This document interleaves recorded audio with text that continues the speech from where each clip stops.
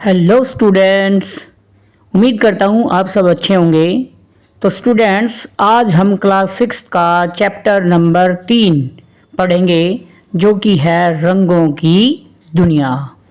तो बच्चों, अक्सर हम अपने आसपास बहुत सारी वस्तुएं देखते हैं।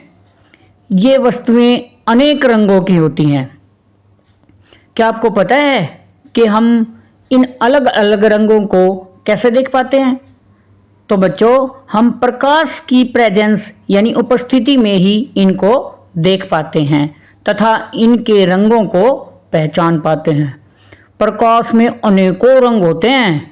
जब प्रकाश किसी वस्तु पर पड़ता है तो वह वस्तु क्या करती है, कुछ रंगों को तो एब्जॉर्व कर लेती है, यानी कि अपने अंदर सोख लेती है, लेकिन एक रंग को वह रिफ्लेक्ट यानी कि परावर्तित कर देती है, वापस कर देती है। और बच्चों, वही रंग उस वस्तु के रंग के रूप में हमें दिखाई देता है। यानी हम कह सकते हैं कि सूर्य का प्रकाश जब किसी वस्तु पर पड़ता है तो वह कुछ रंगों को तो सोख लेती है और एक रंग को वापस रिफ्लेक्ट कर देती है, और वापस जाता हुआ वह रंग जब हमारी आंखों पर पड़ता है तो वह वस्तु हमें उसी रंग की दिखाई देती है। इस प्रकार हम देखते हैं बच्चों कि हमारी दुनिया रंगों से भरी पड़ी है। आओ हम अपने आसपास की कुछ वस्तुओं का अवलोकन करते हैं और इनके रंगों को पहचानते हैं। देखिए, आम, आपके दिमाग में आया होगा आम, उसका रंग पीला या हल्का हरा भी होता है। जामुन, जामुन का रंग जामुनी होता है। संतरा, संतरी, संतरी यानी कि नारंगी यानी कि ऑरेंज कलर होता है उसका।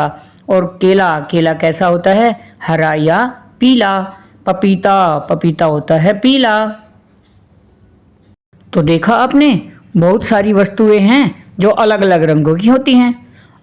आपने विभिन्न रंगों को पहचानना सीख लिया, लेकिन ये जो रंग होते हैं बेटा, ये कोई प्रकार के होते हैं। ये जो जितने भी रंग इस दुनिया में बने हैं, ये मुख्यतः 3 रंगों से ही बने हैं, जिन्हें हम मूल रंग या प्राथमिक रंग कहते हैं। और ये रंग कौन से होते हैं? ये होते हैं लाल, नीला और पीला। तो हम कहेंगे कि लाल, नीला और पीला प्राथमिक या मूल रंग हैं। इन रंगों की एक विशेषता है बेटा कि ये रंग दूसरे रंगों को मिलाकर नहीं बनाए जा सकते, क्योंकि इनका अपना स्वतंत्र अस्तित्व होता है। और हाँ, इन 3 रंगों को मिलाने से दुनिया के सारे रंग बनाए जा सकते हैं। और प्राथमिक के बाद अब हम पढ़ेंगे द्वितीयक रंगों के या सेकेंडरी रंगों के बारे में। बेटा, इन रंगों को द्वितीयक, सेकेंडरी या गौण रंग भी कहते हैं। ये क्या होते हैं?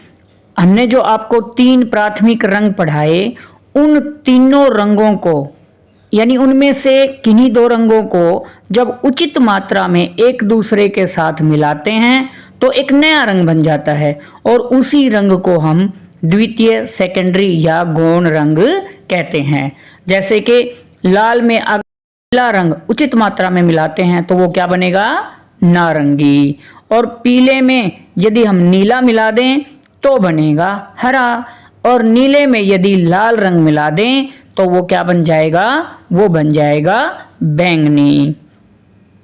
तो हम कहेंगे कि नारंगी, हरा और बैंगनी, ये तीनों रंग हमारे द्वितीय रंग हैं।